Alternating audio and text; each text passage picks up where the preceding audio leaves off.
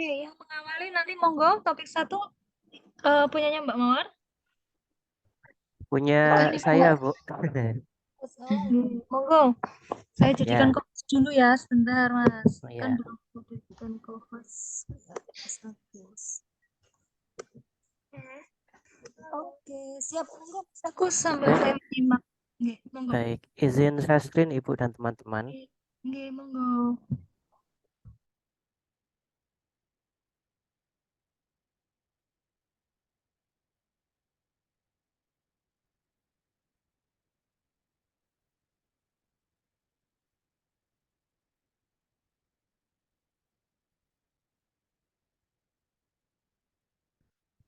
Baik, sudah terlihat, Sampun. teman-teman. Monggo, sampun Mas, Baik, silakan. saya mulai ya. Eh, Assalamualaikum warahmatullahi wabarakatuh. Waalaikumsalam Waalaikumsalam warahmatullahi warahmatullahi wabarakatuh.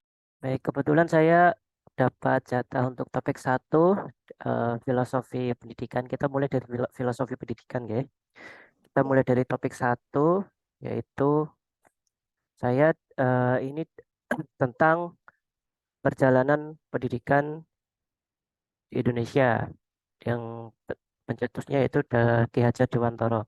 Nah, dalam review pengalaman belajar ini, saya mereview dalam topik 1 dengan yaitu pernyataan saya dapat mengetahui perjalanan pendidikan Indonesia hingga pergerakan pendidikan Ki Hajar Dewantara yang menekankan pada kemerdekaan belajar.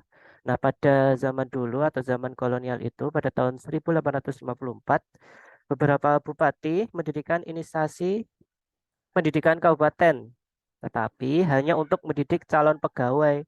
Pada tahun sama, lahirlah Bumi Putra yang hanya 3 kelas. Rakyat hanya diberi pengajaran membaca, menulis, berhitung seperlunya, dan hanya mendidik orang pembantu dalam usaha dagang. Jadi emang untuk kebutuhan ekonomi, untuk keperluan ekonomi saja. Lalu pemerintah Hindia Belanda memberikan kelonggaran untuk mendapatkan pendidikan dan pengajaran.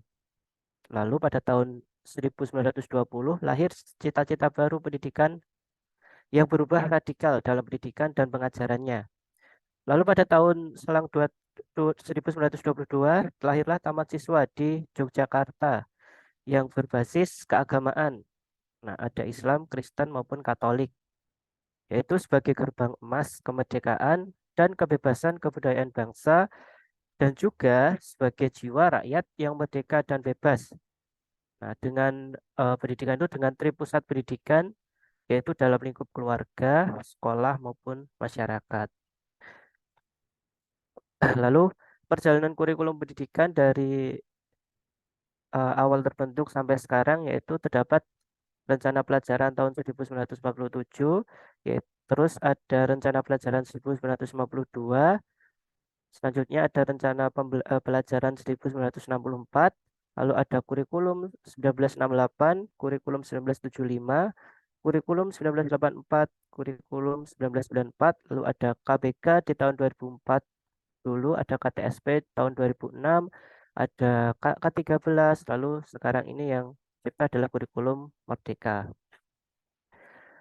Lalu refleksi pengalaman belajar yang dipilih, mengapa topik ini penting dipelajari? Karena topik ini dipelajari untuk kita sebagai pendidik harus mengetahui bagaimana konsep pendidikan yang sebenarnya, terutama dalam konsep Ki Hajar Dewantara yang digunakan sebagai dasar pendidikan zaman sekarang. Lalu yang kedua, bagaimana saya mempelajari topik-topik yang ada pada mata kuliah ini? Saya mempelajari topik tersebut dengan alur Merdeka yang ada di LMS. Alur tersebut dimulai dengan dengan merefleksikan pada diri sendiri, kemudian mempelajari konsep materi dan memperdalam materi atau eksplorasi konsep dari beberapa sumber, dilanjutkan dengan berdiskusi, kemudian agar lebih memahami adanya sebuah penugasan dalam membuat infografis, PPT, dan lain sebagainya berdasarkan materi yang sudah didapatkan. Terus selanjutnya, strategi apa yang diimplementasikan dalam mempelajari topik tersebut? Apakah penting? Lalu mengapa? Yaitu strategi yang diimplementasikan dalam mempelajari topik-topik tersebut penting bagi saya, karena dengan strategi tersebut tidak hanya saya pelajari, akan tetapi langsung dengan implementasinya sehingga materi yang didapatkan lebih berkesan dan mendalam. Selanjutnya, analisis artefak pembelajaran di topik pertama yaitu sudah saya cantumkan pembuatan PPT di Google Drive saya, dapat dilihat nanti. Atau ini dapat dilihat dari kontekstualisasi berdasarkan pendidikan nasional Indonesia yang dulu dikerjakan dalam kelompok pada zaman kolonial Belanda. Pendidikan agama mulai diajarkan, lalu diajarkan cara membaca dan menulis. Nah, dari periode 45 sampai 69 di kemerdekaan, adanya sekolah setara SMP SMA, adanya sekolah kejuruan, munculnya PT-PT, perguruan tinggi.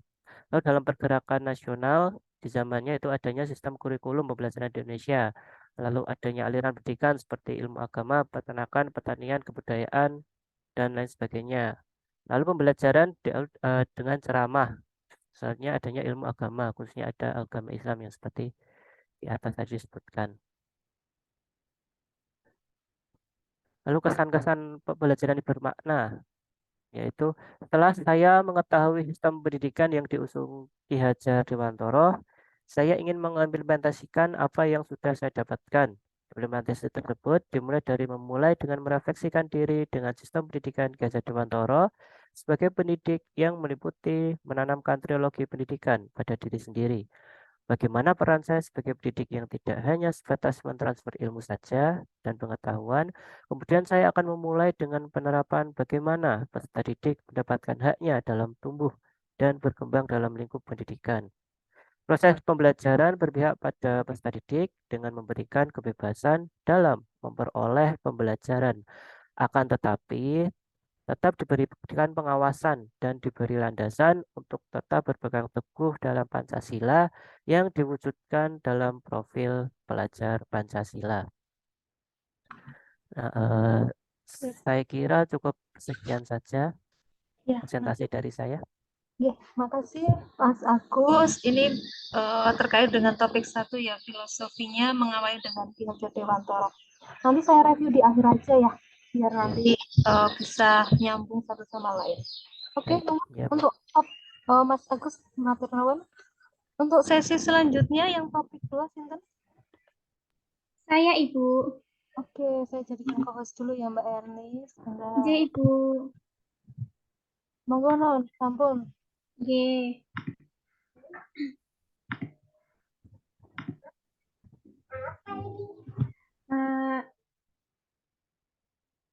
Apakah sudah terlihat, teman-teman? Sampun. Sampun, oke. Sampun, Mbak. Baik, sebelumnya di sini saya Erni Wahyuning Tias akan mempresentasikan terkait jurnal refleksi mata kuliah filosofi pendidikan untuk topik 2. Di mana di sini untuk bagian yang pertama adalah review pengalaman belajar. Jadi dari 5 topik yang saya pelajari di filosofi pendidikan, ada beberapa materi yang saya peroleh. Di antaranya yang pertama adalah tentang perjalanan pendidikan di Indonesia sebelum kemerdekaan, zaman kolonial, sesudah kemerdekaan, dan pendidikan abad ke-21. Itu pada topik 1. Kemudian saya mendapatkan materi mengenai esensi pendidikan berdasarkan dasar-dasar pemikiran filosofis pendidikan Ki Hajar Dewantara. Kemudian mengenai kodrat manusia dalam mewujudkan pendidikan yang berpihak pada peserta didik dan memerdekakan peserta didik. Kemudian ada sistem Among dalam menuntun kekuatan kodrat anak. Ada juga mempelajari mengenai relasi pendidikan dan juga kebudayaan, mengenai identitas manusia Indonesia berdasarkan nilai kemanusiaan, nilai Pancasila, nilai religius, dan pendidikan Indonesia. Kemudian mempelajari mengenai nilai-nilai Pancasila sebagai entitas dan identitas bangsa Indonesia, profil pelajar Pancasila dan perwujudannya pada pendidikan yang berpihak pada murid dalam pendidikan abad ke-21. Kemudian yang terakhir, setelah mempelajari materi atau teori di atas, kita juga diminta untuk menelaah praktik baik sekolah-sekolah yang menerapkan filosofi Ki Hajar Dewantara dan strategi untuk mewujudkan pendidikan yang berpihak pada anak. Jadi inti dari filosofi pendidikan ini adalah bagaimana mewujudkan pendidikan yang berpihak pada anak itu menurut Ki Hajar Dewantara. Nah, kemudian refleksi pengalaman belajar yang dipilih, ini saya ambil intinya saja nggih dari topik 2 ini ada pernyataan yang menarik yang saya kutip dari materi pada topik 2 ini bahwa pernyataan Ki Hajar Dewantara yang menyatakan bahwa pendidikan itu bertujuan untuk menuntun segala kodrat yang ada pada anak-anak agar mereka dapat mencapai keselamatan dan kebahagiaan yang setinggi-tingginya. Pendidik itu hanya dapat menuntun tumbuh atau hidupnya kekuatan kodrat yang ada pada anak-anak agar dapat memperbaiki lakunya, bukan dasarnya hidup dan tumbuhnya kekuatan kodrat anak. Jadi pada topik 2 ini dari Ki Hajar Dewantara dari pernyataan tersebut memahamkan kepada kita bahwa seorang guru itu sebenarnya tidak membentuk karakter, tapi menuntun kodrat atau karakter yang sudah ada pada diri anak tersebut agar menjadi baik, agar dia mencapai kebahagiaan yang setinggi-tingginya dalam kehidupan bermasyarakat seperti itu. Itu adalah refleksi pengalaman belajar dari topik 2. Kemudian berikutnya adalah analisis artefak pembelajaran. Ya, pada pembelajaran filosofi pendidikan topik 2 ini untuk bagian eksplorasi konsep itu kami disediakan materi-materi tentang banyak video juga. Di sini ada materi tentang budi pekerti, video yang pertama di mana mengenalkan kepada kita bahwa pentingnya budi pekerti itu merupakan keselarasan keseimbangan hidup antara cipta, rasa, karsa, dan karya. Kemudian yang kedua tentang video sistem Among yang merupakan kekuatan mahasiswa untuk memahami secara mendalam peran seorang pendidik dalam menuntun kodrat anak. Selain pada eksplorasi konsep, kita disediakan materi mengenai video tersebut. Kami juga ada beberapa penugasan yang diminta untuk dikerjakan baik secara individu maupun kelompok. Ada yang individu maupun kelompok. Pada ruang kolaborasi ini, saya dan rekan kelompok berdiskusi untuk mengeksplorasi nilai-nilai luhur sosial budaya di daerah asal. Kemudian bisa menebalkan konteks diri, kekuatan kodrat peserta didik sebagai manusia dan anggota masyarakat. Kita jadi mengetahui bahwa Indonesia memiliki keragaman sosial budaya yang dapat menjadi kekuatan dalam menuntun proses pendidikan peserta didik. Kemudian pada bagian demonstrasi konseptual, di sini kami diminta untuk membuat sebuah infografis yang menggambarkan pemikiran filosofis KHD sesuai dengan pengetahuan dan pengalaman baru yang saya peroleh setelah mempelajari materi sebelumnya. Kemudian pada koneksi antar materi juga dikerjakan secara kelompok. Di sini kami diminta untuk meninjau ulang keseluruhan materi dari pembelajaran 1 sampai dengan 6 dan membuat sebuah koneksi pemikiran dengan mata kuliah perspektif sosiokultural dalam pendidikan Indonesia dan membuat sebuah koneksi antar materi supaya mudah untuk dipahami. Nah, kemudian yang terakhir pada aksi nyata, kami juga diminta untuk membuat sebuah infografis ya. Jadi kami diminta untuk mendokumentasikan kontribusi nyata penerapan pemikiran Ki Hajar Dewantara di kelas dan sekolah sebagai pusat pengembangan karakter. Nah, di sini ada dokumentasi aksi nyata kami yang kami lakukan pada waktu PPL 1 di SD Negeri Rejosari seperti itu. Kemudian bagian yang terakhir adalah pembelajaran bermakna atau good practice. Setelah mempelajari teori-teori sebelumnya, tentu kita harus bisa mengambil hal baik apa yang sudah kita peroleh dan apa dampaknya pada diri kita.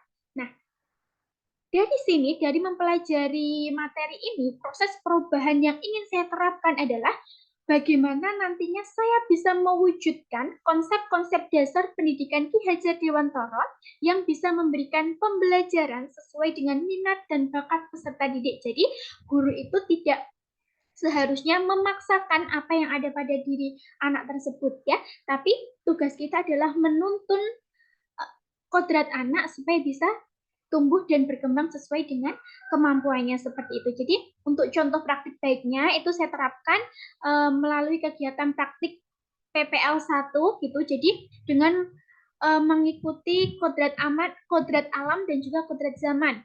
Kodrat zaman contohnya dengan memasukkan unsur-unsur IT dalam proses pembelajaran seperti itu. Baik, demikian tadi untuk review topik 2 dari saya. Kurang lebihnya mohon maaf. Saya kembalikan kepada Bu Maida. Terima kasih, Ibu.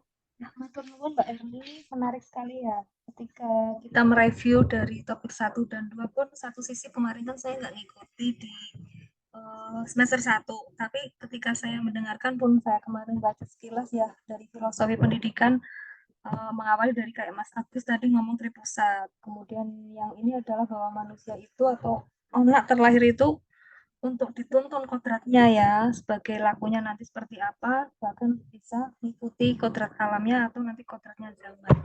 Nanti kita review bersama ya teman-teman. Itu yang dari review saya secara ini ya, singkat dulu.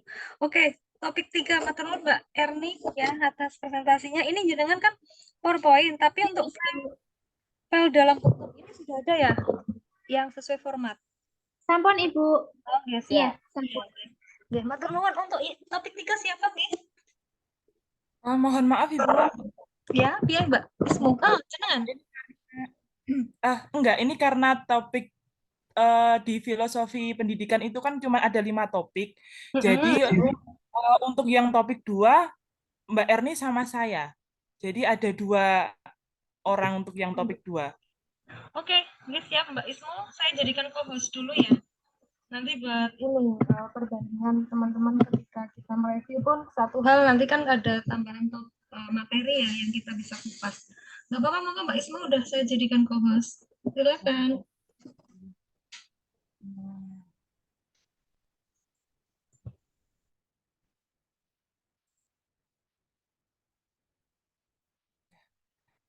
Mohon maaf teman-teman, apakah sudah terlihat? Ampun Mbak. Sudah, Mbak. Sudah, Mbak Is. Jadi saya mulai, Bu. Di sini saya akan menjelaskan jurnal refleksi saya tentang mata kuliah Filosofi Pendidikan, topik 2, Dasar-Dasar Pendidikan Ki Hajar Dewantara. Yang pertama, review pengalaman belajar. Mata kuliah Filosofi Pendidikan, saya mempelajari tentang perjalanan pendidikan di Indonesia yang diprakarsai oleh Bapak Pendidikan Indonesia, yaitu Ki Hajar Dewantara dari zaman kolonial hingga zaman modern saat ini. Selain itu, pada mata kuliah Filosofi Pendidikan juga memberikan pengalaman belajar yang lebih bermakna dan pengetahuan baru terkait latar belakang pendidikan di Indonesia dan bagaimana kita sebagai seorang calon guru profesional harus mampu menerapkan pendidikan yang didasari pada ajaran-ajaran Ki Hajar Dewantara serta mampu menyesuaikan dengan perkembangan zaman. Ki Hajar Dewantara dikenal sebagai bapak pendidikan di mana pemikirannya sebagai dasar ajaran dalam pengembangan pendidikan di Indonesia. Pendidikan harus bisa mendorong dan menumbuhkan peserta didik menjadi manusia yang tangguh dan mampu belajar seumur hidup atau sepanjang hayat, sehingga mampu beradaptasi pada keadaan dunia yang selalu berubah dengan sangat cepat. Pembaruan ini dilakukan dengan tetap berpedoman pada Pancasila sebagai fondasi pendidikan Indonesia dan tetap memperhatikan identitas manusia Indonesia dalam pendidikan. Pada mata kuliah ini terdapat 5 topik, antara lain yang pertama, topik 1 membahas tentang perjalanan pendidikan nasional, topik 2 membahas tentang dasar-dasar pendidikan Ki Hajar Dewantara, topik 3 membahas tentang identitas manusia Indonesia, topik 4 membahas tentang Pancasila sebagai fondasi pendidikan Indonesia, topik 5 membahas tentang telaah praktik baik yang memerdekakan. Pada mata kuliah Filosofi Pendidikan Indonesia ini, pengalaman belajar yang akan saya tuliskan berfokus pada topik 2, di mana dalam topik 2 memberikan gambaran bahwa pendidikan dan pengajaran tidak dapat dipisahkan. Hal terpenting yang harus dilakukan oleh seorang guru adalah menghormati, memperlakukan peserta didik sesuai dengan kodratnya, melayani peserta didik dengan setulus hati, memberikan teladan, membangun semangat, dan memberikan dorongan bagi tumbuh kembang peserta didik. Ki Hajar Dewantara dengan dasar-dasar pemikirannya memiliki tujuan memberi kebebasan peserta didik untuk mengembangkan ide, berpikir kreatif, mengembangkan bakat atau minat sesuai dengan kodratnya, tetapi tetap dengan arahan guru. Kemudian refleksi pengalaman belajar yang dipilih. Pada topik 2, mata kuliah Filosofi Pendidikan mengajarkan kepada kita sebagai seorang guru profesional harus mampu menerapkan pendidikan yang memerdekakan dan berorientasi kepada peserta didik dengan kodratnya agar tercipta keselamatan dan kebahagiaan yang setinggi-tingginya. Ki Hajar Dewantara memiliki keyakinan bahwa untuk menciptakan manusia Indonesia yang beradab, maka pendidikan menjadi salah satu kunci utama untuk mencapainya. Pendidikan menciptakan ruang bagi peserta didik untuk bertumbuh secara utuh agar mampu memuliakan dirinya dan orang lain dan menjadi mandiri. Kekuatan diri yang dimiliki menuntun peserta didik menjadi cakap mengatur hidupnya dengan tanpa diperintah oleh orang lain. Kita ketahui bahwa kurikulum pendidikan yang diterapkan di Indonesia saat ini yaitu kurikulum merdeka. Dalam pengimplementasian kurikulum merdeka, seorang guru harus mampu melaksanakan proses pembelajaran yang berpihak kepada peserta didik untuk mewujudkan profil pelajar Pancasila. Hal tersebut berarti bahwa memerdekakan atau berpihak kepada peserta didik adalah suatu hal yang penting agar tercipta pendidikan yang mampu mengelola sendiri pembelajaran sesuai dengan kondisi daerahnya. Seperti kita ketahui bahwa Indonesia memiliki potensi kultural yang dapat dijadikan sebagai sumber belajar. Dengan cara memberikan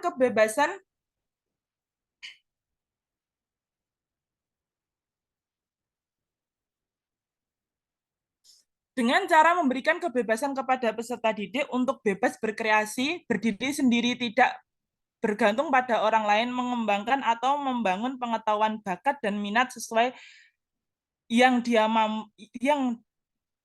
mau tetap dengan arahan guru sehingga akan menciptakan manusia merdeka.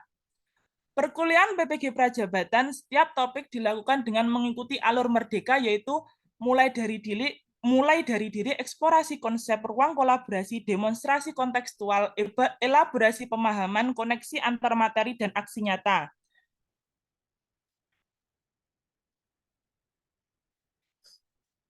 Yang pertama mulai dari diri.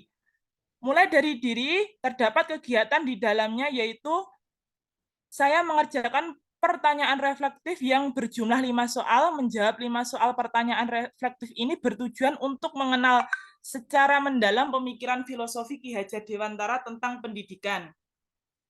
Yang kedua, eksplorasi konsep. Di dalam eksplorasi konsep, saya mempelajari memahami 4 materi, yaitu yang pertama, dasar-dasar pendidikan yang menuntun. Ki Hajar Dewantara menjelaskan bahwa tujuan pendidikan yaitu menuntun segala kodrat yang ada pada anak-anak agar mereka dapat mencapai keselamatan dan kebahagiaan yang setinggi-tingginya, baik sebagai manusia maupun sebagai anggota masyarakat. Guru bertugas menuntun, anak diberikan kebebasan, namun guru sebagai pamong dalam memberikan tuntunan dan arahan agar anak tidak kehilangan arah dan membahayakan dirinya. Seorang pamong dapat memberikan tuntunan agar anak dapat menemukan kemerdekaannya dalam belajar. Yang kedua, kodrat alam dan kodrat zaman. Ki Hajar Dewantara menjelaskan bahwa dasar pendidikan anak berhubungan dengan kodrat alam dan kodrat zaman. Kodrat alam berkaitan dengan sifat dan bentuk lingkungan di mana anak berada. Sedangkan kodrat zaman berkaitan dengan isi dan irama. Ki Hajar Dewantara menegaskan juga bahwa didiklah anak dengan cara yang sesuai dengan tuntunan alam dan zamannya sendiri. Artinya, cara belajar dan interaksi murid abad ke-21 tentunya sangat berbeda dengan para peserta didik pertengahan dan akhir abad ke-20. Kodrat alam Indonesia dengan memiliki 2 musim, yaitu musim hujan dan musim kemarau, serta bentangan alam mulai dari pesisir pantai hingga pegunungan memiliki keberagaman dalam memaknai dan menghayati hidup. Demikian pula dengan zaman yang terus berkembang dinamis mempengaruhi cara pendidik menuntun para muridnya. Yang selanjutnya yaitu budi pekerti.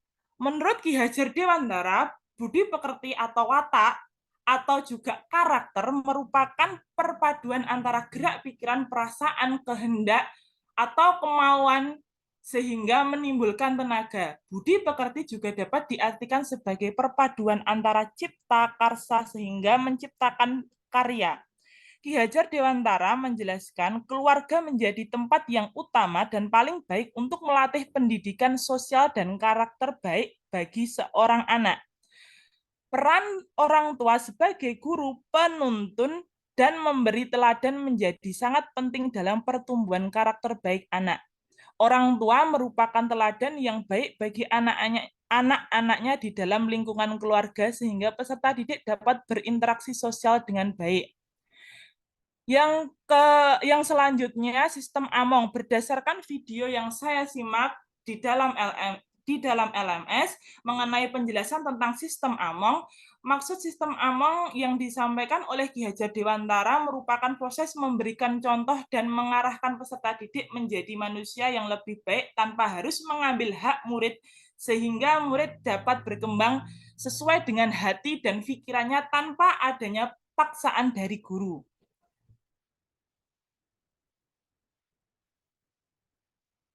Yang selanjutnya, ruang kolaborasi. Kegiatan di dalam ruang kolaborasi yaitu berkolaborasi dengan mahasiswa lain dengan membentuk kelompok.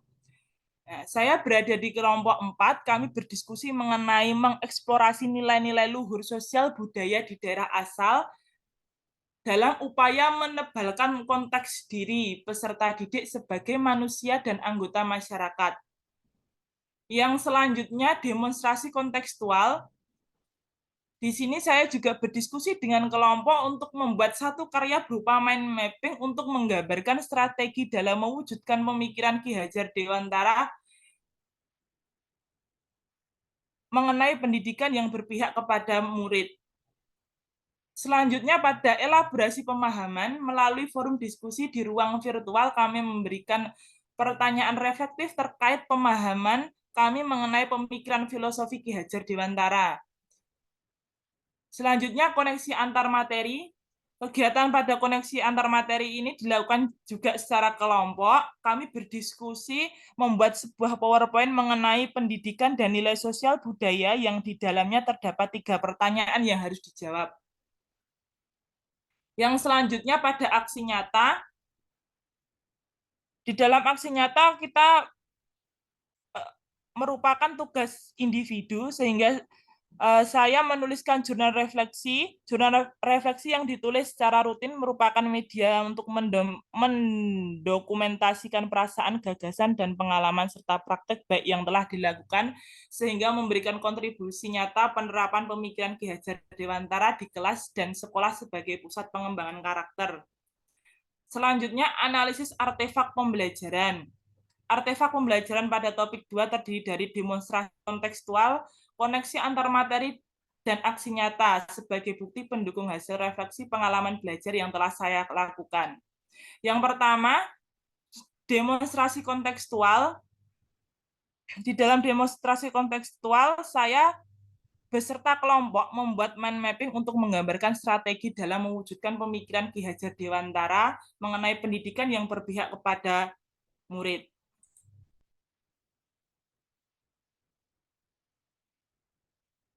Berikut mind mapping yang dibuat kelompok 4.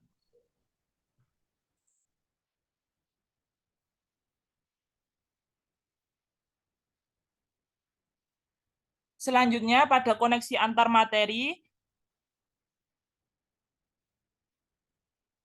Pada kegiatan koneksi antar materi yaitu membuat sebuah PowerPoint mengenai pendidikan dan nilai sosial budaya yang di dalamnya terdapat 3 pertanyaan yang harus dijawab. Seperti ini lampiran tugas yang telah kami buat dan kami kirim di dalam LMS.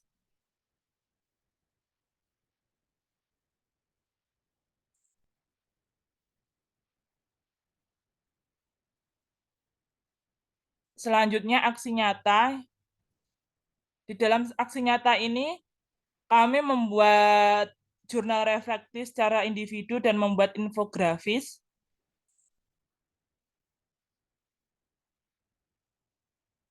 Berikut untuk aksi nyata pada topik 2.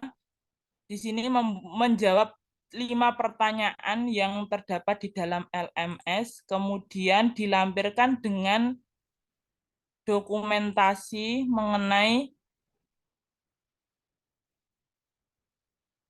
rangkaian kegiatan pembelajaran di kelas 5 SD Negeri Rejosari 02 Polokarto.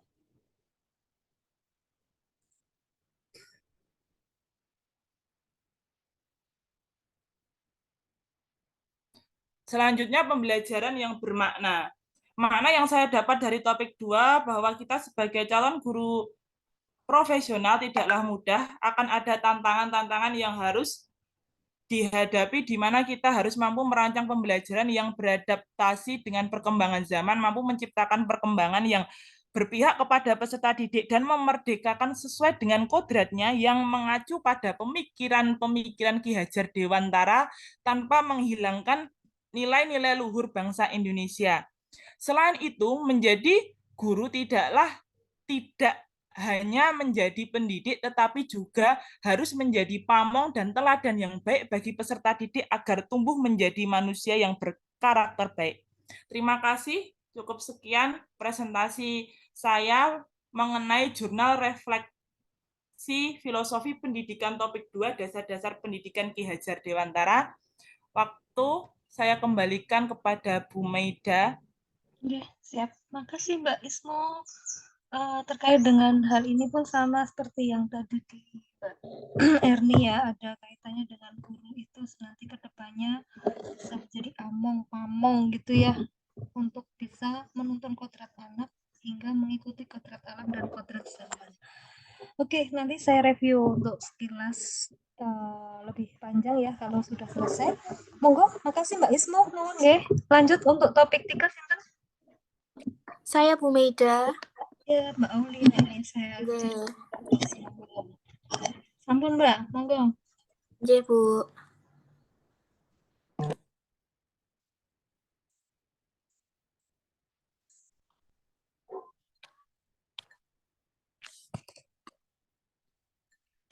Apakah sudah terlihat, Bu Maida? Belum.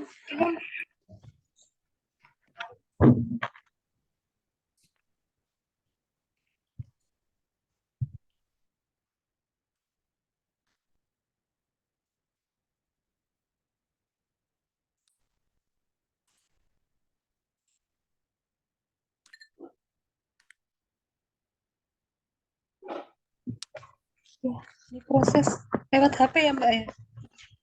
Iya, Bu, mohon maaf. Nggak Apakah apa-apa. sudah terlihat, Bu Maida? Sampun, monggo. Lanjut. Baik, terima kasih atas waktu yang telah diberikan Bu Maida. Izin share screen ya, Bu. Monggo. Di sini saya akan memaparkan hasil dari refleksi diri terkait tentang topik 3, yaitu identitas manusia Indonesia.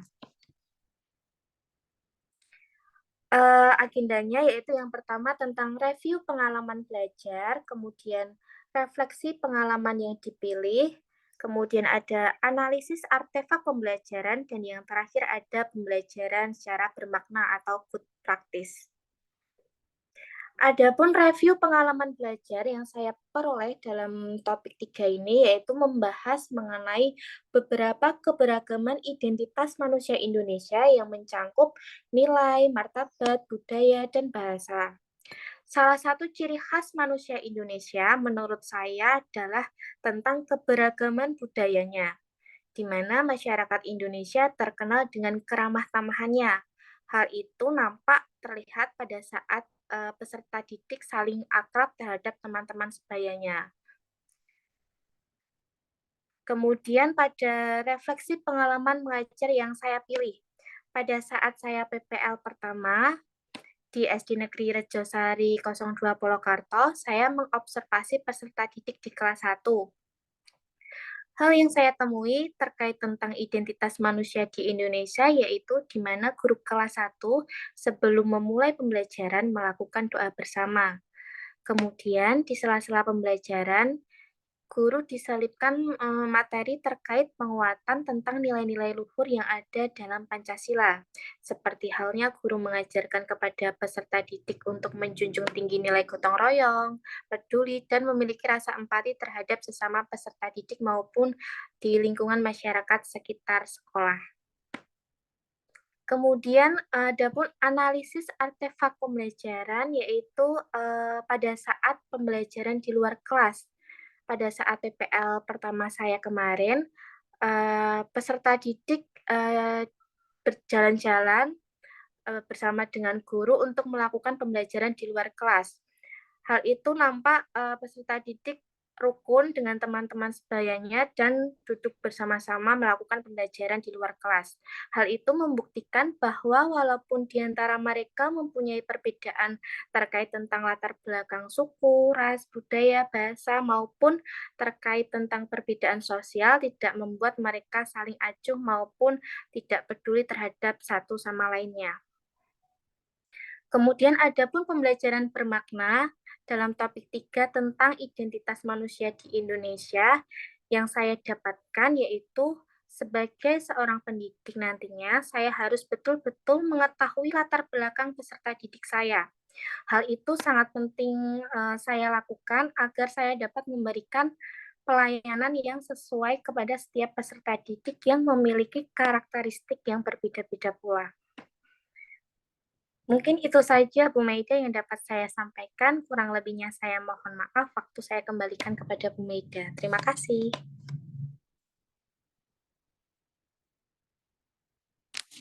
Oke, makasih Mbak Aulia ya.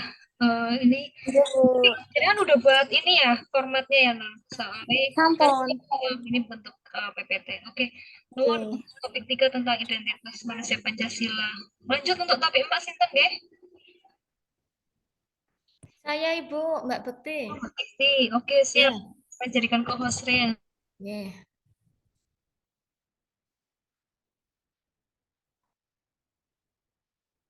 Sampun Mbak Bekti. Ibu. Apakah sudah terlihat Ibu? Sampun, monggo. Oke. Baik, Assalamualaikum warahmatullahi wabarakatuh. Terima kasih kepada Bu Maida atas waktu yang diberikan kepada saya. Di sini saya akan merefleksi tentang filosofi pendidikan di Indonesia. Yang pertama yaitu tentang review pengalaman belajar. Nah, jadi selama saya mengikuti kegiatan pembelajaran filosofi ini diampu oleh Bapak Benediktus Sudiana, Ibu. Nah, sebelum mengawali kegiatan pembelajaran, itu dosen biasanya memberikan salam, menyapa mahasiswa, menyanyikan salam 6S, dan setelah itu memulai kegiatan inti perkuliahan. Akan tetapi sebelum memulai kegiatan inti perkuliahan, biasanya dosen itu memberikan pertanyaan-pertanyaan pematik terkait dengan topik yang akan diajarkan, seperti itu, Ibu. Adapun filosofi pendidikan Indonesia dalam mata kuliah ini terdiri dari 5 topik pembelajaran. Yang pertama itu mahasiswa itu mempelajari tentang perjalanan pendidikan Indonesia. Topik yang kedua itu mahasiswa mempelajari dasar-dasar pendidikan Ki Hajar Dewantara. Topik yang ketiga mempelajari identitas manusia Indonesia. Topik yang keempat mempelajari Pancasila sebagai fondasi pendidikan Indonesia. Dan topik yang terakhir itu mempelajari telaah baik pendidikan yang memerdekakan peserta didik.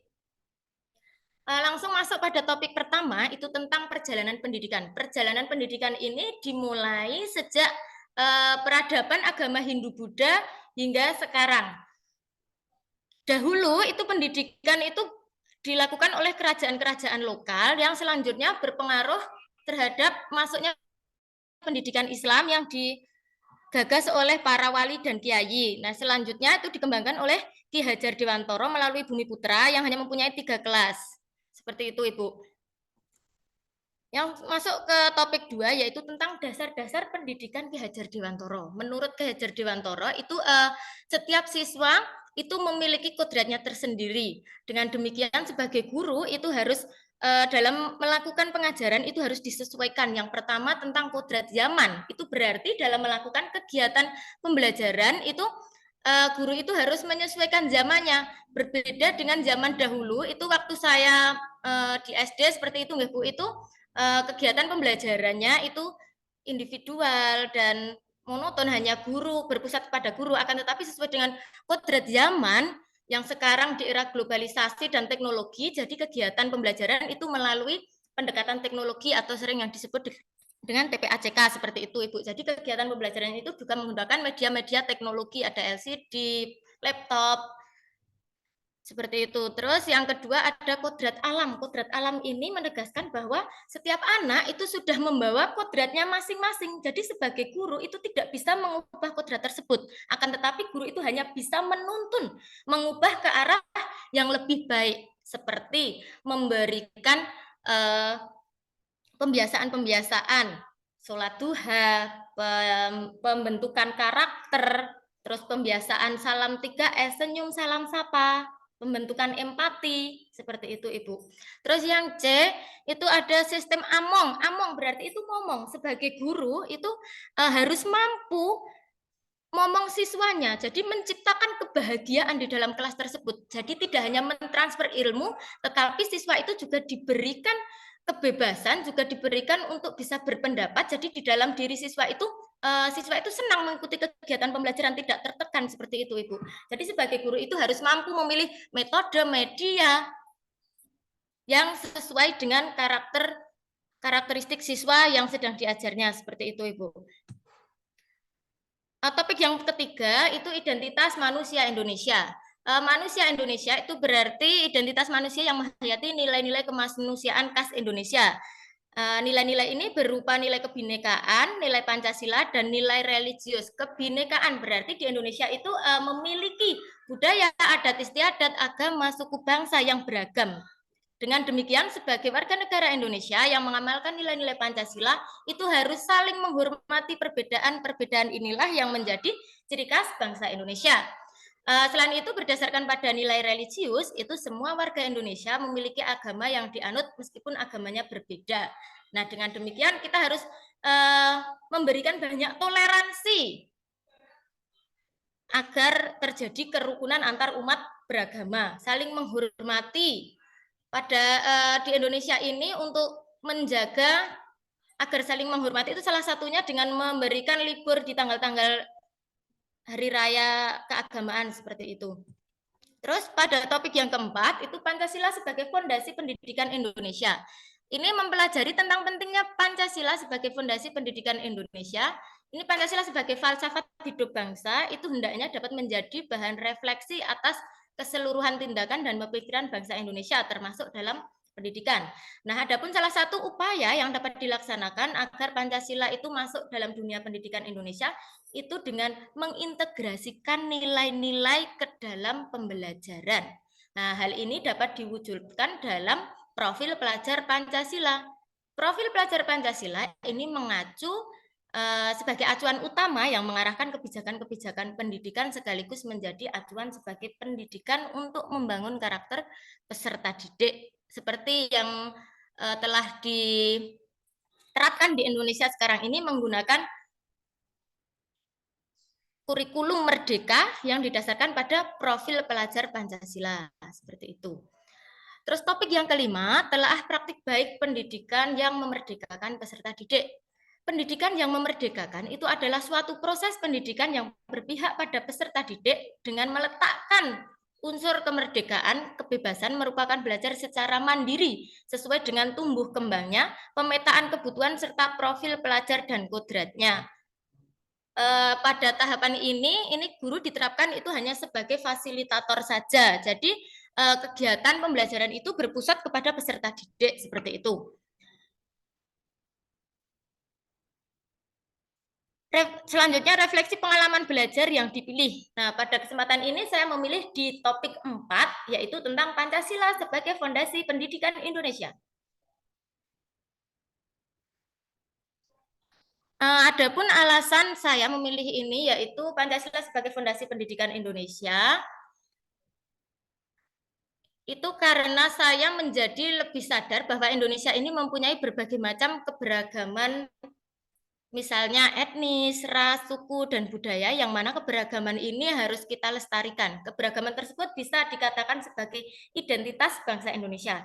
Selain itu, saya juga menjadi termotivasi untuk mengimplementasikan pembelajaran kepada peserta didik, mulai dari mengenalkan mereka mengenai identitas bangsa Indonesia dan penerapan serta pengalaman sila Pancasila dalam kehidupan sehari-hari. Dengan adanya pemberian materi ini kepada peserta didik, maka diharapkan nantinya peserta didik itu mengetahui identitas bangsa Indonesia dan dapat melestarikan keberagaman budaya yang ada di Indonesia sehingga tidak dilupakan atau diklaim oleh bangsa lain, seperti itu. Selanjutnya, analisis artefak pembelajaran. Pada topik 4 ini terdapat 3 modul, yaitu pendidikan demi kesatuan bangsa, ada pendidikan dalam masyarakat Pancasila, ada dimensi profil pelajar Pancasila, dan yang terakhir demonstrasi kontekstual, itu membuat media visual. Pada demonstrasi kontekstual membuat media visual, ini melalui kegiatan demonstrasi kontekstual memberikan gambaran yang kontekstual tentang Pancasila sebagai identitas bangsa Indonesia dan perwujudan profil pelajar Pancasila dan berpihak pada peserta didik. Di kelompok kami, ini kami membuat tentang membuat PowerPoint seperti itu, Ibu. Nah, seperti ini bentuknya. Nah, berisi tentang dimensi, elemen, dan subelemen profil pelajar Pancasila pada kurikulum Merdeka.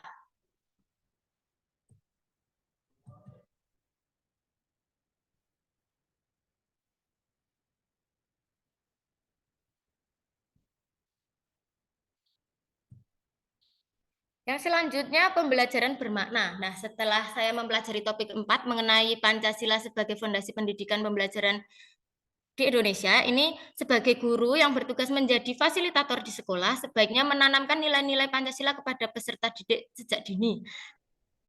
Dengan penanaman nilai-nilai Pancasila kepada peserta didik sejak dini, maka peserta didik akan mengetahui hal-hal yang bermanfaat bagi dirinya dan tidak bermanfaat bagi dirinya. Yang kedua, itu mengenalkan kepada peserta didik mengenai kebudayaan-kebudayaan yang dimiliki oleh bangsa Indonesia. Jadi peserta didik dapat melestarikan kebudayaan yang dimiliki oleh bangsa Indonesia agar tidak diklaim oleh negara lain. Contohnya, ini guru dapat mengajarkan kepada peserta didik apa saja makna makanan tradisional yang ada di Indonesia. Selain itu, pembelajaran bermakna dalam topik 4 ini saya jadi dapat mengimplementasikan jadi sebuah dasar untuk saya melakukan pembelajaran di dalam kelas, yaitu ketika pembelajaran berlangsung itu sebagai guru itu juga menanamkan 6 fondasi dalam kurikulum Merdeka, yaitu beriman, bertakwa kepada Tuhan Yang Maha Esa, dan berakhlak mulia lah. Pada dimensi pertama ini guru itu akan membentuk akhlak beragama, membentuk kepribadian siswa, yaitu dengan melakukan pembiasaan seperti sholat duha, sholat duhur sebelum pulang secara berjamaah, salam 6S, terus budaya mengucapkan tolong, maaf, dan terima kasih, seperti itu. Terus yang kedua, berkebinekaan global. Itu siswa itu diajak dalam kegiatan pembelajaran tidak hanya mempelajari yang ada dalam buku saja, Ibu, tetapi juga dikaitkan dengan budaya yang ada di sekitar. Seperti kalau di Sukoharjo itu ada yang khas itu di bidang jamu, nggih, Bu, nggih. Jadi di dalam kegiatan pembelajaran seperti IPAS itu menyayangi tumbuhan, seperti itu anak-anak itu diajak untuk menanam tanaman toga yang dapat dijadikan sebagai obat-obatan di sekitar kita, seperti itu. Terus yang ketiga, gotong royong. Itu jadi dalam kegiatan pembelajaran itu tidak monoton anak-anak itu belajar secara sendiri, akan tetapi juga dibentuk secara kelompok-kelompok. Jadi dengan kelompok anak itu bisa berdiskusi, bisa saling berinteraksi dengan baik, baik dengan temannya, guru, ataupun lingkungan sekitar. Selain itu, anak-anak mandiri juga dapat menjaga emosinya, emosi ketika dalam diskusi. Berarti anak-anak itu saling menghargai pendapat antar satu teman dengan teman yang lainnya. Yang kelima itu ada kreatif, itu menghasilkan karya seperti pada kegiatan gotong royong. Anak dibentuk sebuah dibentuk sebuah kelompok-kelompok dan mereka berdiskusi untuk membuat papan kegiatan gotong royong seperti itu. Terus ada bernalar kritis, itu anak itu mampu menganalisis dan memproses informasi yang telah diperoleh, baik itu dari sumber buku, sumber lingkungan, ataupun sumber dari gurunya sendiri seperti itu. Terus yang terakhir itu ada sudah 6 ya Bu, bernalar kritis nggih, sudah. Demikian presentasi dari saya. Wassalamualaikum warahmatullahi wabarakatuh. Waalaikumsalam. Waalaikumsalam warahmatullahi wabarakatuh. Komplit banget ya dari topik 1 sampai 5 udah direview nih, tanpa direview saya nanti ya. Oke, lanjut Kak Fikti, makasih ya untuk yang pemaparannya sudah jelas sekali. Kemudian langsung Mbak Mawar yang terakhir ya. Iya Ibu. Masrin. Sampun Mbak Mawar, monggo waktu dan tempat saya.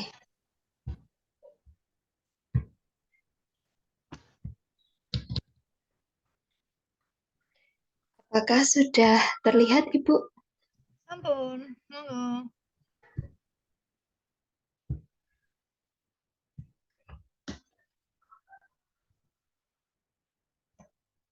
Baik, terima kasih atas waktu dan kesempatan yang telah diberikan, Bu.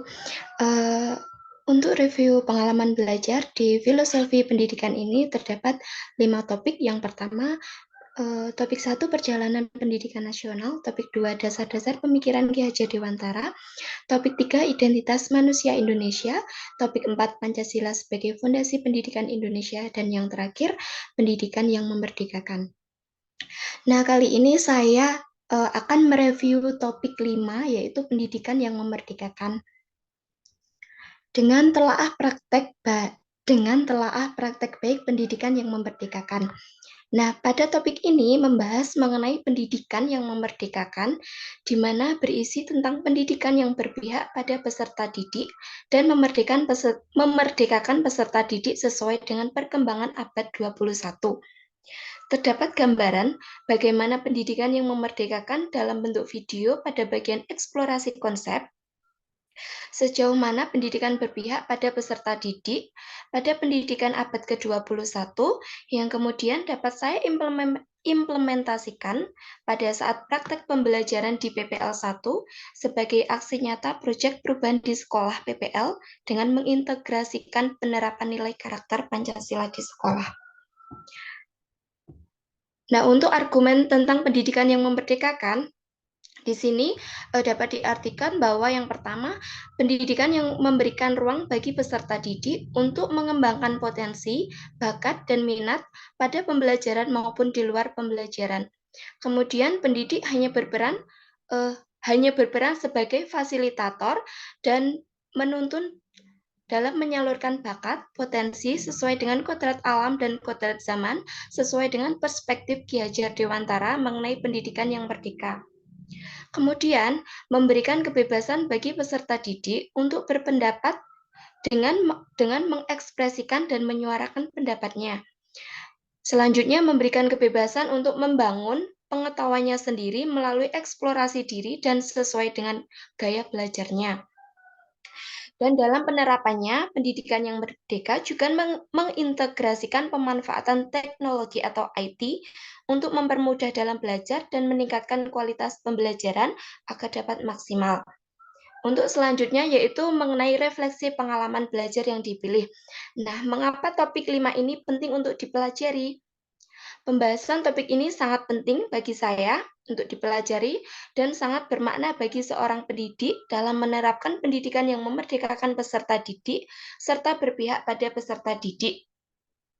Hal ini dikarenakan peserta didik memiliki karakter, kemampuan, minat, bakat, dan potensi yang berbeda-beda.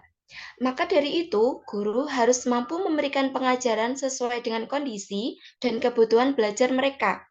Dengan cara peserta didik diberikan kebebasan dalam melaksanakan proses belajar sesuai gaya belajar dan kemampuan yang dimiliki.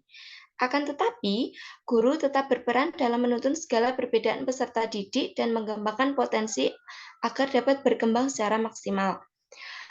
Berikutnya, saya mempelajari setiap topik pada mata kuliah Filosofi Pendidikan Indonesia. dengan alur merdeka yang pertama mulai dari diri.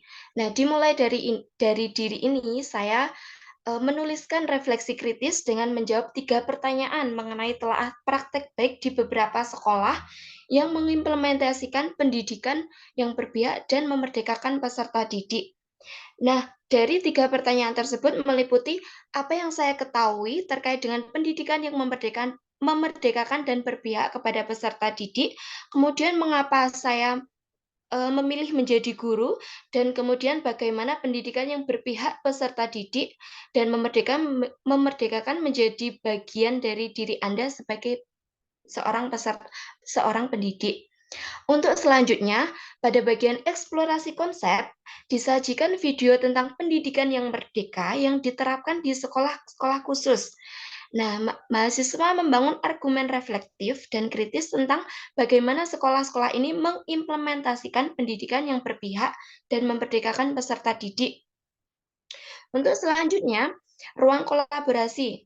Nah, saya dengan rekan kelompok saling berkolaborasi dengan memberikan kesempatan untuk membangun argumen kritis dengan membuat sebuah rumusan tentang implementasi kurikulum merdeka dalam upaya mewujudkan pendidikan yang merdeka dan berpihak kepada peserta didik.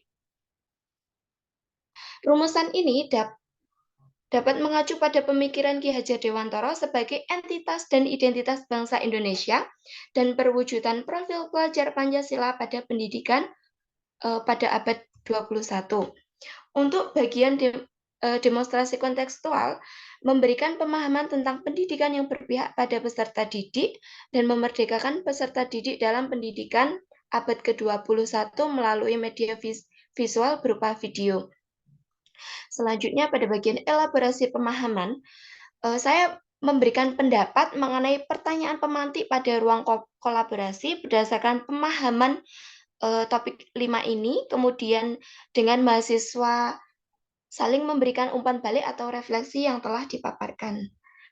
Kemudian pada bagian koneksi antar materi, membuat sebuah simpulan dan pesan kunci yang dapat saya ambil dengan mengaitkan pemahaman dari topik lain, sejauh mana topik ini dapat diimplementasikan pada pendidikan nasional dan sekolah mitra, mahasiswa secara khusus yang disajikan dalam bentuk desain grafis, baik berupa media visual, yaitu berupa infografis, mind mapping, maupun video.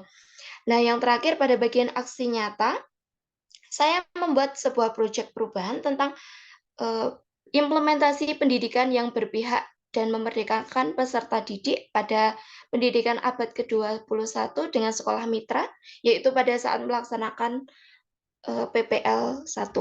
Kemudian strategi yang saya implementasikan dalam topik 5 ini yaitu perkuliahan pada filosofi pendidikan ini dilakukan secara tatap muka atau daring melalui LMS. Dari materi yang telah saya dapat diimplementasikan atau dipraktekkan di sekolah mitra PPL 1 sebagai bentuk aksi nyata dalam praktek pendidikan yang memerdekakan. Nah, dalam penerapannya, penting bagi pendidik untuk memilih strategi yang tepat agar pembelajaran yang diharapkan dapat tercapai secara optimal. Kemudian melakukan penugasan secara mandiri dimulai dari diri, kemudian menyimak video tentang pendidikan yang memerdekakan pada bagian eksplorasi, saling berkolaborasi dengan rekan mahasiswa untuk memperdalam topik ini, kemudian merencanakan praktek baik yang akan diimplementasikan di sekolah, melakukan tanya jawab dengan dosen, kemudian sebagai aksi nyata saya memberikan kebebasan kepada peserta didik dalam menentukan cara belajarnya, memilih teman kelompok, dan juga memanfaatkan teknologi berbasis IT seperti memanfaatkan proyektor, laptop sebagai media pembelajaran. Untuk selanjutnya yaitu analisis artefak pembelajaran. Berikut analisis artefak pembelajaran yang saya hasilkan sebagai refleksi pengalaman belajar pada topik 5, yaitu pada bagian eksplorasi konsep. Nah, pada bagian ini disajikan video tentang pendidikan yang merdeka yang diterapkan di sekolah-sekolah khusus seperti Sanggar Anak Akar, Sekolah Kembang, Sekolah Erudio, dan SDN 10 Bongan. Dalam eksplorasi konsep, mahasiswa membangun argumen reflektif dan kritis tentang bagaimana sekolah ini mengimplementasikan pendidikan yang memerdekakan. Nah, terdapat 4 sekolah yang menerapkan pendidikan yang memerdekakan, yaitu yang pertama Sekolah Kembang. Nah, dalam video tersebut itu memaparkan bahwa tentang anak-anak usia kelompok bermain TK, SD yang berkomitmen untuk membentuk pusat pendidikan di usia dini dengan lingkungan belajar yang kondusif, agar anak tumbuh menjadi individu yang suka belajar sepanjang hidupnya dengan rasa bahagia dan antusias. Sekolah Kembang juga berorientasi pada kepentingan terbaik anak seperti memanusiakan manusia. Nah, di dalam video tersebut juga mengembangkan sikap kemandirian, anak terlibat aktif dalam proses pembelajaran, serta menentukan tujuan belajar, cara belajar, dan mengevaluasi belajar hingga merefleksi hasil belajar, proses belajar. Kemudian yang kedua yaitu ada Sekolah Erudio. Dalam video tersebut dapat disimpulkan bahwa pendidikan yang memerdekakan bertujuan untuk membuat peserta didik belajar tanpa paksaan sesuai dengan cita-cita dan harapan hidupnya. Peserta didik diberikan kebebasan untuk belajar sesuai dengan kenyamanan karakteristik masing-masing. Kemudian yang ketiga ada SDN 10 Mbongan. Di video tersebut memaparkan bahwa pendidikan yang memerdekakan adalah kegiatan pendidikan yang tidak hanya selalu dilaksanakan di dalam ruang kelas, namun juga dilaksanakan di ruangan kelas dengan memanfaatkan alam sekitar sebagai sumber belajar. Dengan demikian, peserta didik dapat belajar dengan lebih menyenangkan dan bermakna. Kemudian yang terakhir ada Sanggar Anak Akar. Dalam video tersebut dapat diartikan pendidikan yang memerdekakan dapat mengembalikan manusia pada kodratnya sebagai makhluk yang punya kehendak bebas. Peserta didik merdeka dari tekanan dan merdeka untuk mencapai tujuan. Nah, mereka dapat berkreasi menunjukkan bakatnya. Nah, seperti di video tersebut, seperti bakat dalam seni tari, bernyanyi, bermusik, dan mengupayakan ekosistem agar mereka dapat merasakan proses pembelajaran yang nyaman dan dapat mengembangkan dirinya. Untuk berikutnya yaitu artefak pada bagian demonstrasi kontekstual. Nah, pada bagian demonstrasi kontekstual ini saya membuat media visual yang berupa video pendek yang menjelaskan tentang pendidikan yang memerdekakan sebagai gambaran kontekstualisasi pendidikan pada abad 21 menurut KHD. Kemudian saya unggah ke dalam Google Drive. Dalam video tersebut menyajikan informasi mengenai 4 contoh yang menerapkan pendidikan yang memerdekakan. Nah, dari bagian demonstrasi kontekstual ini saya memperoleh banyak informasi tentang bagaimana penerapan pembelajaran yang merdeka hingga memvisualisasikan pemahaman saya dalam bentuk media visual. Nah, berikut dapat saya lampirkan.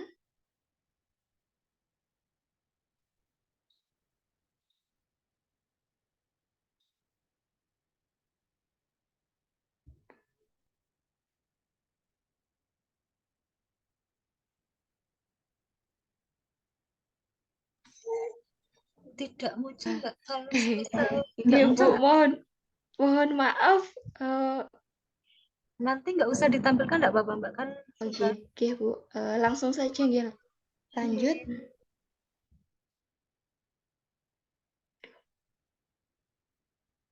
Bentar, Bu. Sebentar.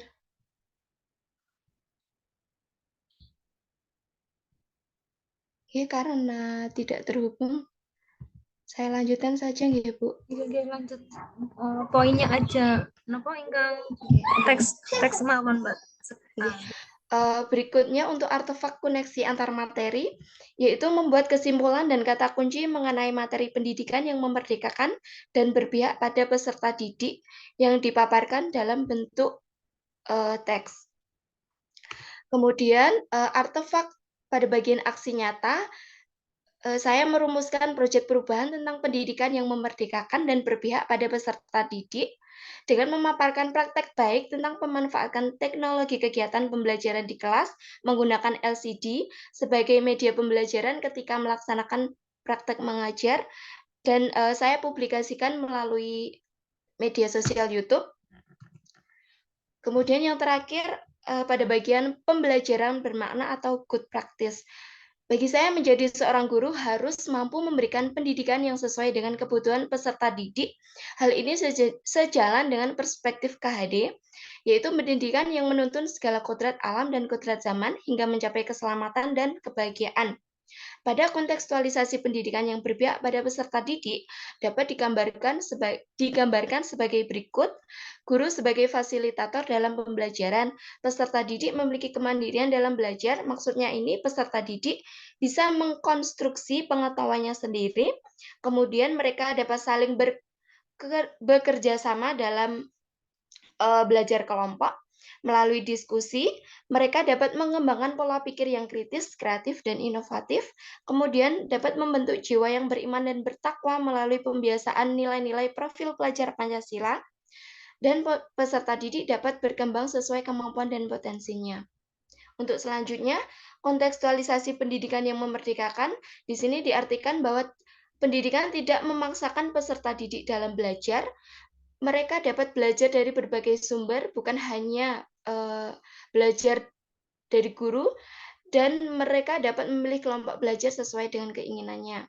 Nah, kesimpulan dari mempelajari modul ini yaitu pada bagian topik 5, sesuai dengan konteks pendidikan abad 21, bahwa perkembangan dunia ditandai dengan pemanfaatan teknologi informasi dalam segala aspek kehidupan, termasuk dalam proses pembelajaran.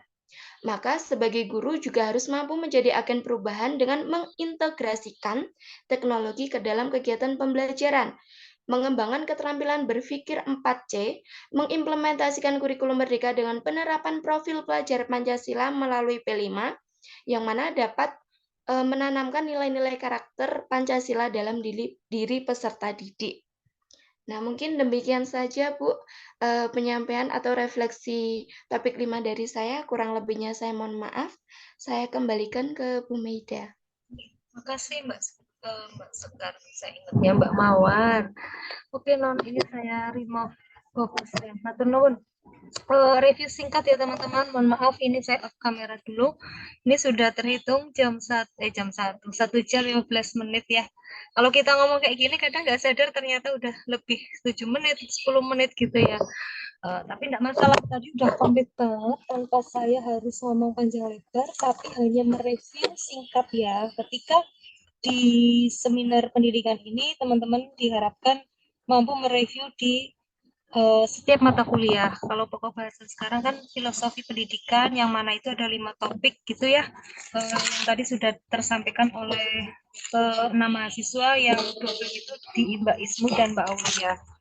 Nah, ketika kita ngomong di topik 1, saya review singkat bahwasanya pendidikan itu dari masa ke masa gitu ya, dari zaman ke zaman, antara yang kolonial sebelum kemerdekaan, kemudian saat kemerdekaan hingga abad 21 gitu ya, mengikuti dengan TPAJK-nya, 4C-nya, atau bahkan yang sekarang di kurikulum merdeka gitu ya teman-teman. Pun satu sisi pendidikan itu secara filosofi dasar yang dipahami adalah ada tripusat pendidikannya gitu, yang tanpa saya bahas lagi, yaitu ada informal, formal, dan non formal, keluarga, sekolah, dan masyarakat. Pun pendidikan itu sendiri seperti kaitannya kayak kita ngomong kalau KHD ya, Ki Hajar Dewantara itu ngomong terkait dengan ing ngarso sungtulodo, ing matio maun karso sama tuturi hadayani gitu nggih. Dan itu yang selalu kita terapkan sebagai seorang guru, suri tauladannya bagaimana membimbing, menuntun atau memberi contoh. Itu review 1 ya. Kedua ini bagaimana menuntun kodrat anak ya, yang mana tadi udah dibahas Mbak Ismu sama Mbak Erni. Ketika anak itu punya kodratnya masing-masing, bagaimana seorang yang lebih dewasa, katakanlah kita guru, orang tua, atau lingkungan sekitar, untuk membentuk kodrat anak itu nanti sesuai dengan lingkungan, dan nanti dengan lingkungan di sini seperti perkembangan alamnya atau perkembangan zamannya tadi ya gitu. Apalagi anak itu punya potensi, yang mana ketika potensi itu perlu dibimbing, diarahkan, dituntun, bukan dituntut gitu ya. Oke, yang ketiga, ketika Pancasila ini sebagai dasar filosofi bangsa Indonesia pun akan menjadi nilai yang mengkristalisasi ya orang Indonesia, katakanlah anak ini kan sebagai orang yang punya potensi, tapi kita nggak lupakan sejarah. Katakanlah kayak kata Bung Karno itu ngomong, jangan lupakan sejarah gitu kan. Apapun itu adalah kita punya dasar dari rumusan para pendahulu ya, yang mana istilahnya pahlawan terdahulu untuk merumuskan Pancasila itu dengan 5 dasar, bagaimana kita punya jiwa semangat dan kristalisasi bangsa Indonesia yang itu mengawali dari nilai kita yaitu religius ya, dengan kebinekaan kita adalah berbagai agama, keyakinan, atau mungkin katakanlah seperti apa ya ini istilahnya, kalau dulu itu kan kayak menyembah hewan, menyembah batu dan sebagainya. Tapi satu hal yang diakui pemerintah sekarang kan ada 5-6 ya, gitu. Pun di satu sisi punya nilai kristalisasi yang lain, kita gotong royongnya itu masih kuat gitu ya. Apalagi di daerah pedesaan, kemudian nilai demokratisnya bagaimana kita musyawarahnya dan saling menghargai dari keragaman tadi. Gitu ya. Nah, kemudian di topik 4, bagaimana ketika pendidikan yang di sini Pancasila itu punya dasar yang kuat, bagaimana untuk bisa menjunjung manusia yang setinggi-tingginya. Katakanlah manusia itu tadi kan siswa itu punya kodratnya masing-masing. Ketika kita berusaha untuk menjunjung anak tadi yang punya potensi, ya kita tuntun gitu kan. Bagaimana dengan cara itu adalah seorang guru apa sih yang dilakukan? Yaitu dengan membentuk, membangun, membiasakan.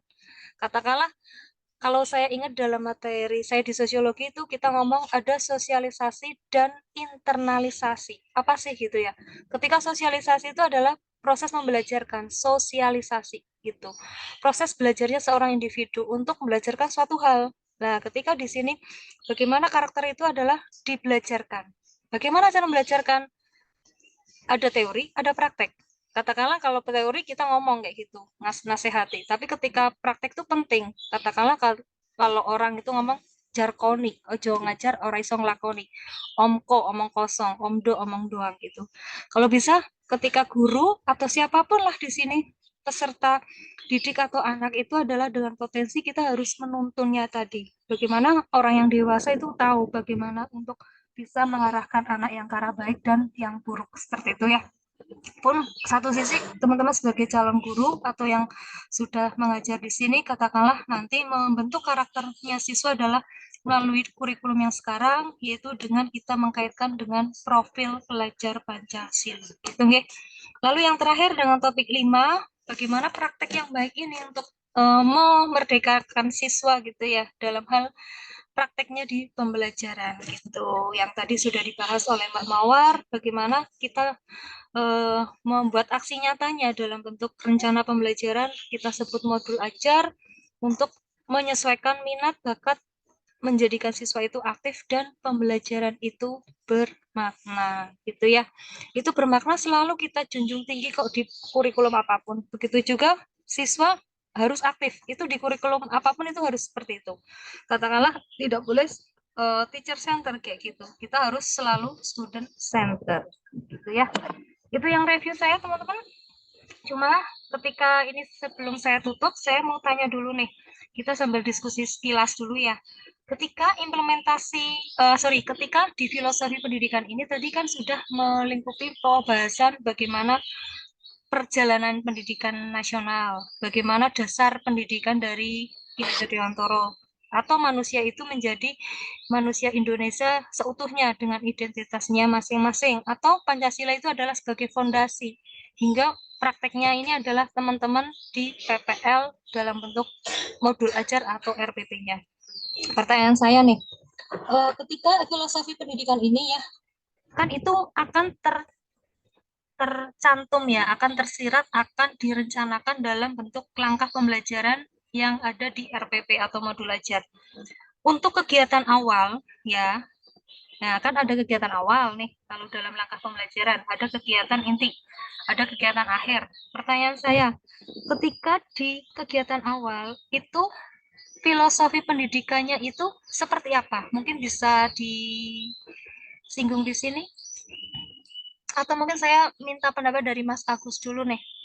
Ketika kegiatan awal itu yang nanti akan menjadikan filosofi Pancasilanya mengarah yang seperti apa ya atau bagaimana? Monggo Mas Agus, cek. Iya Bu, terima kasih.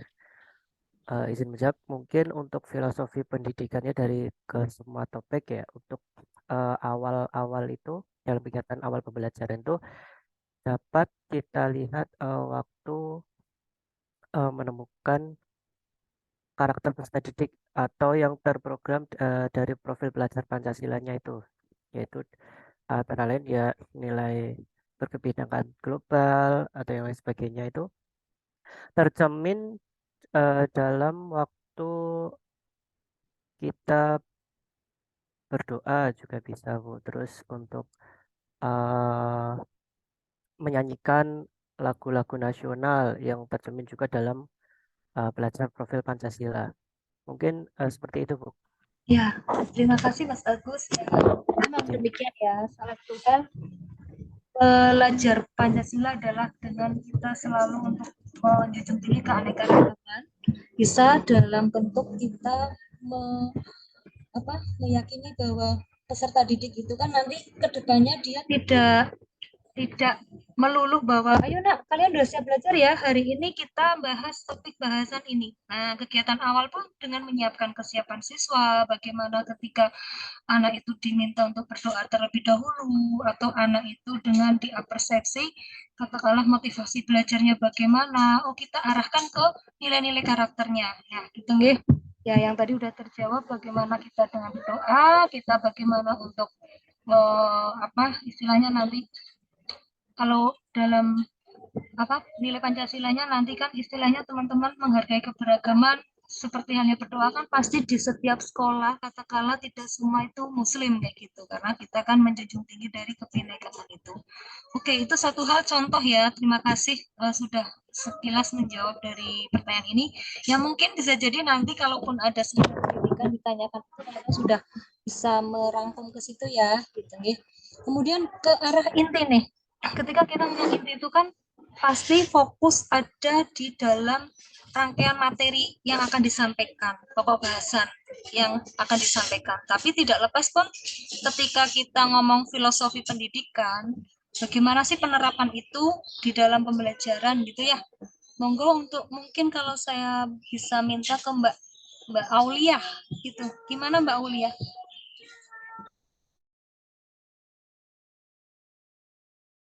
Baik Bu, izin menjawab. Ya. Mungkin sebagai guru bisa menuntun siswa untuk mengimplementasikan nilai-nilai yang ada di dalam Pancasila di dalam kegiatan inti pembelajaran, yaitu guru bisa mengaitkan antara materi pembelajaran dengan memberikan sebuah nyanyian atau lagu-lagu terkait profil pelajar Pancasila. Seperti itu, Ibu. Mengaitkan dengan belajar profil Pancasila. Oke. Semisal di awal mungkin kan bisa masuk karena kegiatan awal kan ada lagu nasional. Kalau di tengah ini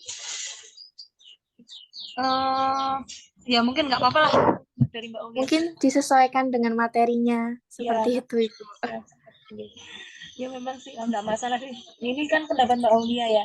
Tapi tidak dari semua lagu itu bisa masuk ke materi sih. Oke ya, ini nanti menyesuaikan dulu. Mungkin saya butuh jawaban satu lagi dari Mbak siapa ya? Mbak Mawar. Monggo, gimana non? Kalau dari jenengan?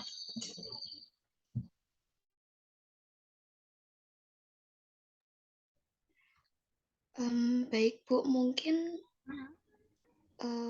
dengan mengajak peserta didik untuk simulasi bermain mungkin misalkan materi gotong royong misalkan bagaimana siswa itu diajak untuk bersama-sama. Nah, itu kan juga merupakan salah satu dari penerapan profil pelajar Pancasila. Siap, Mbak. Itu nanti memang bagian kayak kolaborasinya ya di gotong royongnya untuk materi dari pelajar Pancasilanya bisa.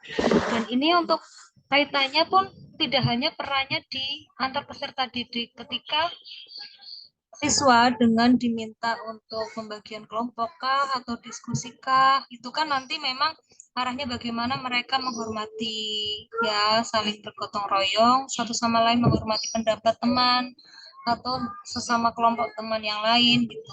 Pun dari peran guru, ya, seperti yang tadi saya singgung nih, ketika guru itu adalah ing ngarso sung tulodo ing madya maun karso tuturi handayan, dimana nanti ketika guru sebagai fasilitator, membimbing, ini perannya untuk selalu dikedepankan ya teman-teman, karena kegiatan inti itu adalah durasinya lama. Nah, di sini bagaimana ketika guru itu akan menuntun. Contoh nih, ketika mungkin tahu-tahu siswa salah satu itu ada yang usil. Nah, nanti bagaimana proses pengarahan ini. Kemudian tadi saya ingat ada, kita selalu mengajarkan anak itu adalah tolong, maaf, dan terima kasih. Gitu ya. Nah, jadi peran secara guru dalam hal lisan kah atau dalam segi contoh tertentu bisa poinnya masih di sini. Gitu, nggih? Oke, itu yang inti itu banyak banget ya. Nanti bisa teman-teman uraikan sendiri ketika nanti mungkin kalau pas ada sesi tanya jawab saat seminar, itu bisa penyampaiannya ada di sini. Lalu untuk kegiatan akhir, terima kasih Mbak Mawar dan Mbak Aulia. Akhir, monggo kalau Mbak Ermi gimana secara pendapat?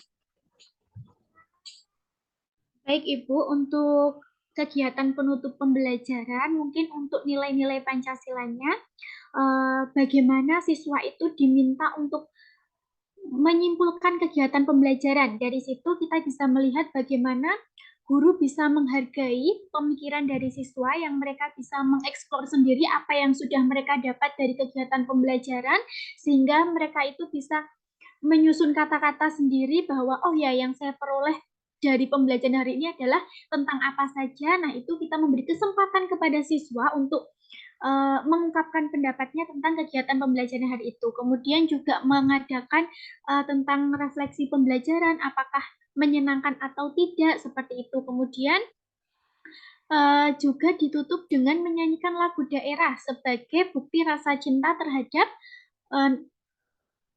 daerah, khususnya nasionalisme, menumbuhkan jiwa nasionalisme, kemudian juga diakhiri dengan doa penutup, gitu, sesuai dengan keyakinan masing-masing. Seperti itu Ibu mungkin. Ya, betul. Sebagai rangkaian kegiatan akhir itu dengan menyimpulkan, melakukan refleksi, atau nanti ada penugasan ya atau tindak lanjut RTL nanti, entah itu apa soal-soal atau materi lanjutan untuk dibahas berikutnya, dan menyanyikan lagu daerah itu up to you ya. Kalau teman-teman nanti baru doa dan simpul penutup seperti itu. Ya, dari kesekian tadi antara awal dan akhir itu hampir ada kemiripan gitu nggih. Satu sisi akan berbeda, ada proses menyimpulkan yang mana nanti menjadikan anak itu membelajarkan dia menghormati, menghargai ketika satu sama lain itu punya suatu hal pendapat, meskipun itu nanti sudah tersampaikan pula di kegiatan inti ya, katakanlah mungkin pas presentasi ya, ketika kita ngambil problem solving kan ada penyajian, problem based learning kan ada penyajian hasil karya gitu nih. Oke, terima kasih tuh teman-teman. Yang terakhir dari saya nih, saya mau tanya, ketika dari kesekian rangkaian ini tadi, awal, inti, akhir, itu kan butuh yang namanya instrumen ya. Gimana sih guru itu nanti akan menilai atau mengevaluasi dalam hal bisa kaitannya ke filosofi Pancasila, filosofi pendidikan tadi. Instrumen penelitiannya seperti apa kira-kira? Mungkin tanpa saya harus menunjuk gitu ya. Mungkin ada yang punya argumen di sini, mungkin Mbak Ismu atau Mbak Bekti ya. Monggo Mbak Bekti. Saya Ibu. Ya, bisa. Okay. Di dalam melakukan kegiatan pembelajaran itu yang terakhir itu kan diadakan evaluasi. Nah, dari evaluasi itu kan kita mengambil penilaian. Jadi dalam ketika saya membuat RPP di kurikulum 2013 itu terdapat 3 penilaian, yaitu penilaian diagnostik, formatif, dan sumatif.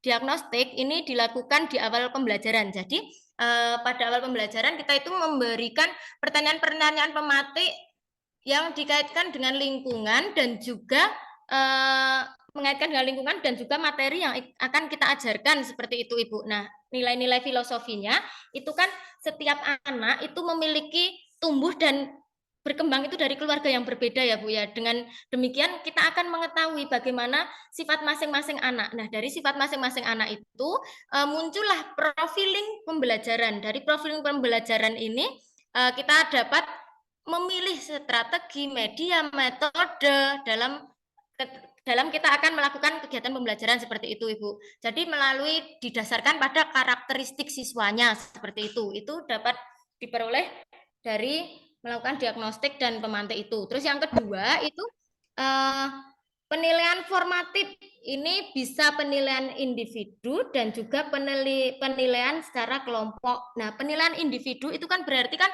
dikaitkan dengan profil pelajar Pancasila yang salah satu dimensinya itu kan mandiri. Jadi dilihat dari anak ini bisa menyelesaikan tugas dengan tepat waktu, seperti itu kan berarti dalam diri anak itu ada rasa tanggung jawab untuk menyelesaikan tugas-tugas yang diberikan guru. Selain itu juga ada secara berkelompok. Nah, dari kelompok ini kan kita juga dapat mengamati bagaimana dia menjalin interaksi dengan temannya, bagaimana dia menghargai pendapat temannya, seperti itu. Terus yang ketiga yaitu melalui tes sumatif atau bisa berupa soal evaluasi lah. Dari soal evaluasi tadi juga dikaitkan ketika kita membuat soal-soal evaluasi itu juga dikaitkan dengan dimensi pada profil pelajar Pancasila seperti itu, Ibu. Ya, namun sangat komplit gitu nih, complicated. Bagaimana kita ada dengan penilaian mendiagnosa dulu yang mendiagnostik dulu, kemudian formatif dan sumatif. Mendiagnostik, sumatif. Betul, itu dari yang apa istilahnya latar belakang orang tua, sosial atau problem anak kan nanti kita akan lihat dari satu sisi anak itu nanti ketercapaiannya seperti apa. Kita guru harus tahu karakteristik siswa dengan PPD-nya ya, nanti kita bahas di PPD-nya. Oke. Itu pendapat Mbak Becky bagus banget, jadi kayak secara komplit nanti mengarahkan kepada proses penilaian yang komplit. Kalau dari Mbak Ismu nih yang terakhir, singkat aja ya Non. Ya. Terima kasih. Saya izin menjawab.